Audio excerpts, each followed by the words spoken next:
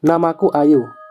Aku lahir dan besar di desa kecil dengan pemandangan asri nan hijau dengan udara minim polusi. Pegunungan yang menjulang tinggi, hamparan sawah, hutan dengan pepohonan lebat, dan sungai dengan aliran debit air yang besar sudah menjadi pemandangan sehari-hari. Desa tempat tinggalku memang terletak berdekatan dengan beberapa gunung yang sering dijadikan tempat pendakian, beberapa penyita alam. Dan aku juga sering mendaki gunung sendirian tanpa ada yang menemani. Di beberapa gunung yang aku daki, aku selalu bertemu penunggu tak kasat mata yang menjaga tempat itu. Mungkin terdengar aneh, namun sejak kecil aku memang peka dan bisa berkomunikasi dengan yang tak kasat mata. Ayu, kamu ke desa sebelah. Antar ini ke rumah Bude Dewi ya. Nenek memintaku mengantar semur ayam yang baru saja dibuatkannya. Aku memang hanya tinggal dengan nenek dan ibu. Ayah sudah lama meninggal karena sakit sejak usiaku menginjak 4 tahun. Aku bergegas mengayuh sepeda dengan membawa makanan dalam rantang. Jika sedang membawa makanan, aku selalu memasukkan daun sirih sebagai syarat agar tak diganggu apapun. Itu sudah menjadi tradisi di desaku, dan nenek juga selalu melakukannya. Aku mengayuh sepeda dengan cepat, melewati beberapa jalan setapak dan curam, dengan sepeda buntut berwarna biru pemberian Bude Dewi. Ini adalah satu-satunya alat transportasi yang aku miliki. Ayu, hati-hati di jalan. Seorang perempuan berambut panjang dan hitam penunggu pohon nangka menyapa sambil tersenyum.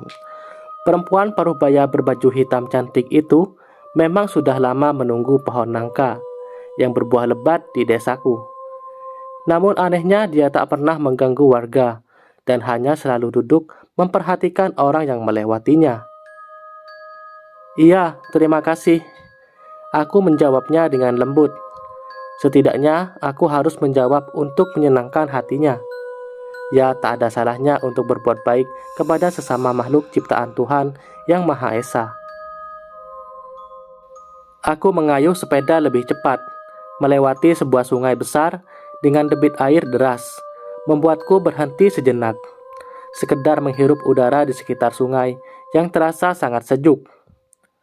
Namun arus sungai yang deras membuatku tertarik ingin masuk dan berenang di dalamnya. Masuklah ke dalam air, maka dirimu akan menemukan kenyamanan. Sebuah suara lembut berbisik di telingaku. Aku mulai terhipnotis dan berjalan mengikuti suara itu dan masuk ke dalam air.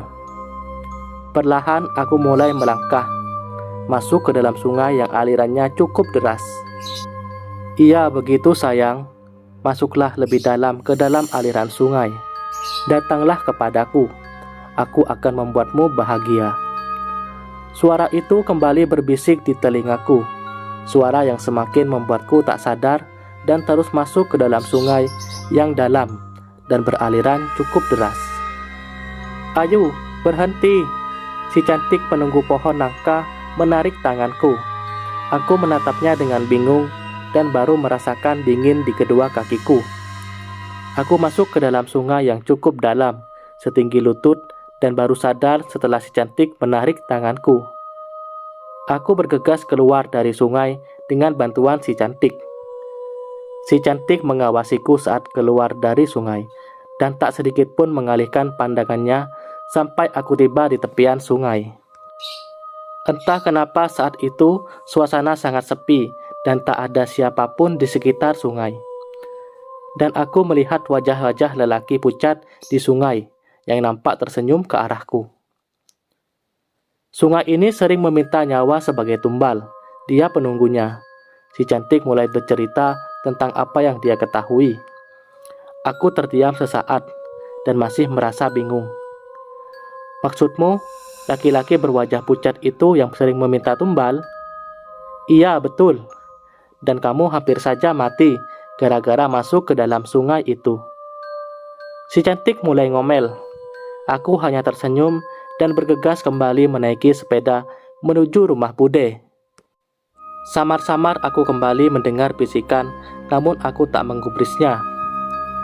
Hari ini aku hampir mati dan membuatku jera melewati sungai ini. Seminggu setelah kejadian itu, terjadi hal yang sangat menggemparkan. Seorang remaja perempuan dikabarkan hilang setelah berenang di sungai itu, dan anehnya dia tak bisa ditemukan. Beberapa relawan beserta polisi sudah melakukan pencarian selama 3 hari, namun hasilnya nihil, tak ada apapun. Dan seorang polisi berseragam datang ke rumah mencari nenekku untuk meminta pertolongan mencari korban remaja yang hilang tersebut. Mereka percaya bahwa korban disembunyikan di alam gaib karena semua area sungai sudah dilakukan pencarian dengan detail, namun tak berhasil. Aku terdiam dan mengikuti nenek yang ikut naik mobil polisi menuju sungai. Ada rasa takut dalam hatiku untuk ke tempat itu lagi. Takut kalau akan ada bisikan yang akan menarikku kembali ke sungai beraliran deras dan dalam itu. Ayo, bantu saya. Kamu terawang korban ada di mana? Nanti saya jaga kamu agar tak diganggu makhluk lain. Nenek langsung meminta bantuanku. Aku mengangguk mengiyakan. Sesampainya di tepian sungai, sudah banyak orang berkumpul, dan mereka penasaran dengan remaja perempuan yang belum ditemukan ini. Nenek memberiku kerudung agar tak seorang pun yang bisa mengenali wajahku. Aku langsung berusaha melihat posisi korban. Namun awalnya terasa sulit. Banyak makhluk gaib yang berusaha mengacaukan penglihatanku. Konsentrasi, Ayu. Hanya kamu yang bisa menemukan korban. Nenek berusaha membantuku untuk lebih berkonsentrasi. Aku kembali memejamkan mata dan mencoba melihat posisi korban, namun gagal. Seperti ada kabut tebal yang menghalangi penglihatanku. Ai, korban memang ada di alam sebelah. Kamu harus masuk ke dalam sungai dan mencari jalan masuknya. Aku akan membantumu, tapi waktu kita terbatas. Si cantik muncul dan menggenggam bahuku. Aku mengangguk paham.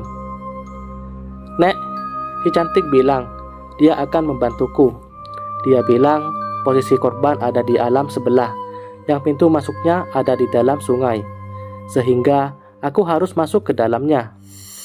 Nenek bantu doa ya, ucapku pada nenek, dan hanya dijawab anggukan kepala. Setelah memakai peralatan renang dan oksigen yang dimiliki salah satu relawan pencari, aku mantap memasuki sungai dan menyelam ke dasarnya. Sungai yang aku selami sangat keruh dan jarak pandang kurang dari 1 meter, dan arusnya cukup deras.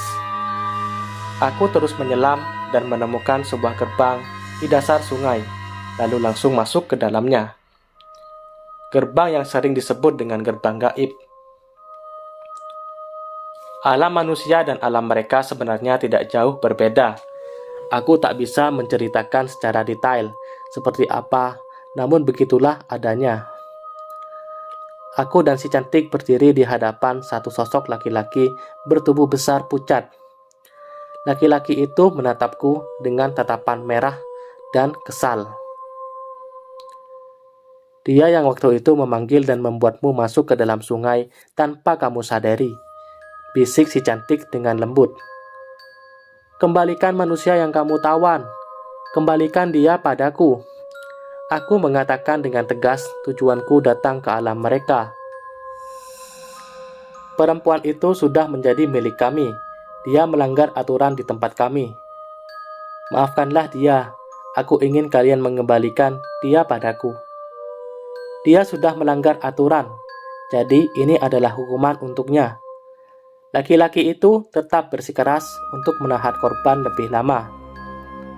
Aturannya apa yang dia langgar sehingga kalian menyekapnya di alam gaib? Dia berkata kasar tentang kami dan membuang sampah sembarangan di sungai. Padahal kalian tahu kalau sungai ini bersih dari sampah. Ada nada marah dalam jawaban sosok ini. Aku terdiam, berusaha memutar otak agar bisa menyelamatkannya. Maafkan dia, sudah cukup kalian menyekapnya di tempat ini. Kembalikan dia padaku, dan aku berjanji hal yang sama tak akan terulang kembali. Aku berusaha meyakinkan makhluk itu. Baiklah, bawalah dia. Tapi yang kamu bawa hanya jasadnya saja. Dia akan tetap kami tahan di tempat ini. Laki-laki menunjuk tubuh seorang remaja yang tergeletak tak bergerak di belakang tubuh besarnya.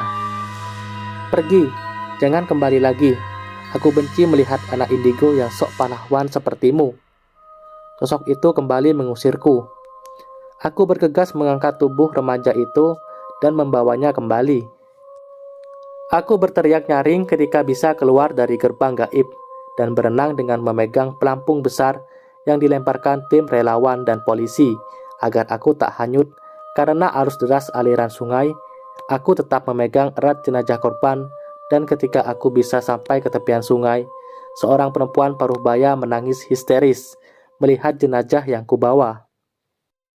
Aku menyampaikan bela sungkawa dan memberinya pelukan. Ayu, di mana kamu menemukan tubuh korban? Kami benar-benar sudah menyisir seluruh sudut dan kedalaman sungai, namun tidak ada yang bisa kami temukan. Polisi yang menjemput aku dan nenek langsung bertanya tanpa basa-basi. Di alam sebelah, dia diikat dan tak bisa pulang karena melanggar aturan mereka. Aku minta maaf tak bisa membawanya dalam keadaan hidup. Terima kasih sudah membantu kami. Jenazahnya tak bengkak sedikit pun, serta tak berbau busuk. Tapi kalau boleh tahu, apa hal yang dilanggar korban sehingga meninggal? Berkata kasar dan buang sampah sembarangan. Om tahu kalau sungai ini bersih tanpa sampah. Maksudmu korban melanggar itu? Aku mengangguk lalu berbisik lembut di telinganya. Sukmanya tetap ditahan di alam sana, dan hanya jasadnya saja yang kubawa. Dengan kata lain, siluman itu meminta tumbal atas kesalahan korban, dan aku minta maaf tak bisa berbuat banyak. Tolong antarkan aku dan nenek pulang. Kami lelah. Om polisi itu mengangguk paham, lalu mengantarkan kami pulang. Aku hanya memandang sungai itu dan kembali mendengar suara bisikan aneh. Jika ada yang melakukan pelanggaran aturan kami, dialah yang akan menjadi tumbal kami selanjutnya. Tubuhku bergidik ngeri. Hari ini menjadi hari yang berharga sekaligus menyedihkan untukku. Aku hanya bisa berdoa supaya tak ada korban selanjutnya.